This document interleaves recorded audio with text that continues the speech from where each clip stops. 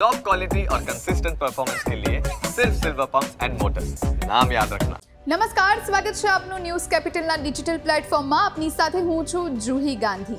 અત્યાર સુધી તમે ડુપ્લિકેટ નોટો છાપવાના કૌભાંડ વિશે તો અનેકવાર સાંભળ્યું હશે, પરંતુ શું તમે ડુપ્લિકેટ વિદેશની કરન્સી બનાવવાના રેકેટ વિશે સાંભળ્યું છે ખરા? આવી જ એક નકલી ઓસ્ટ્રેલિયન કરન્સી બનાવવાની ફેક્ટરી ઝડપાઈ છે અમદાવાદમાં. ઓસ્ટ્રેલિયન નાગરિકે દેવામાંથી નીકળવા અન્ય ફ્રેન્ડની મદદથી નકલી ફેક્ટરી ઊભી કરી. હવે તમને એ જણાવીએ કે આખરે આ આખા કૌભાંડને અંજામ કેવી રીતે આપવામાં આવશે. તો સૌથી પહેલા આરોપીએ ગૂગલ પરથી ઓસ્ટ્રેલિયન $50ની ઇમેજ ડાઉનલોડ કરી. ઇમેજ ડાઉનલોડ થઈ ગયા બાદ મશીનના સોફ્ટવેર સાથે કનેક્ટ કરી છાપવાનું કામ શરૂ કર્યું. નોટનું મોટા જથ્થામાં પ્રોડક્શન પણ કરવામાં આવ્યું. પણ આ નોટો માર્કેટમાં ફરતી થાય એ પહેલા જ એસઓજીએ આરોપીઓને પકડી અને ફેક્ટરી ઝડપી લીધી છે. આ સમગ્ર કૌભાંડનો પર્દાફાશ કરવામાં આવ્યો છે. અમદાવાદના વેજલપુરના જલ તરંગ બસ સ્ટેન્ડની પાસે લાઇફસ્ટાઇલ હેર કટિંગની દુકાન આવેલી છે, જ્યાં રોનક રાઠોડ નામનો યુવક હેર કટિંગ કરાવવા માટે આવ્યો હતો.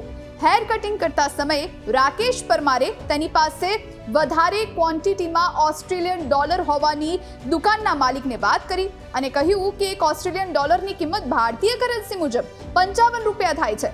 જો તમારે ઓસ્ટ્રેલિયન ડોલર લેવા હોય તો ભારતીય કરન્સી મુજબ ₹40 આપવાના રહેશે.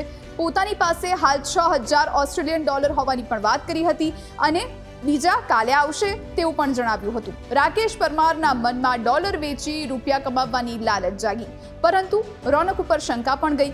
રાકેશે તેના બીજા ફ્રેન્ડને વાત કરી, જેથી તેણે એસઓજીનો સંપર્ક કરવાનું કહ્યું. રાકેશે તાત્કાલિક એસઓજીને સમગ્ર હકીકત જણાવતા એસઓજીની ટીમે રોનક પાસે રહેલા ઓસ્ટ્રેલિયન ડોલરનો ભાંડો ફોડવાનો પ્લાન ઘડી નાખ્યો.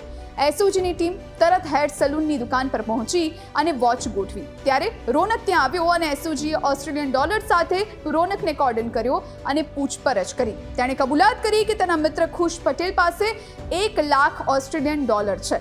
મૌલિક અને ધ્રુવ દેસાઈ અલગ અલગ સિરિયલ નંબરથી ઓસ્ટ્રેલિયન ડોલર છાપતા અને બાદમાં ખુશ અને રોનક જેવા યુવકોને બજારમાં વેચાણ કરવા માટે આપતા.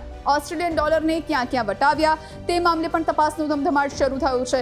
મૌલિક પટેલ અને ધ્રુવ દેસાઈએ એસઓજીને ચલણી નોટ કેવી રીતે છપાય છે તેનો ડેમો પણ બતાવ્યો.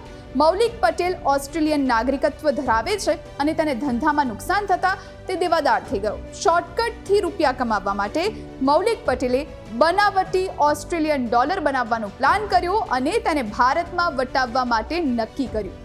મૌલિકે તેના મિત્ર ધ્રુવ દેસાઈને વાત કરી અને ગત ઓક્ટોબર મહિનામાં તે ઓસ્ટ્રેલિયાથી અમદાવાદ આવ્યો. બંનેએ નોટ છાપવા માટેનું મશીન ગાંધીનગરથી ખરીદ્યું અને બાદમાં પોતાનો આ ગોરખ ધંધો શરૂ કર્યો.